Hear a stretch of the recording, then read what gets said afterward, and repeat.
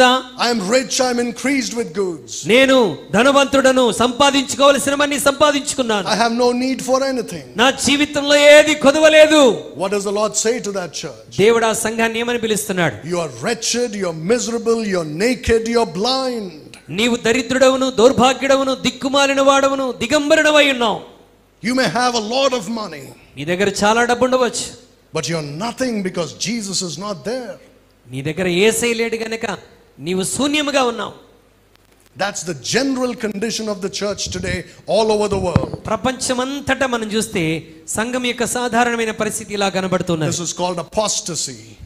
దీన్ని అపోస్టసీ అని మనం పిలుస్తున్నాం. That means to fall away from the faith. దేవుని విశ్వాసము నుండి వైదొలిగిపోవటం. And they are concentrating on becoming rich.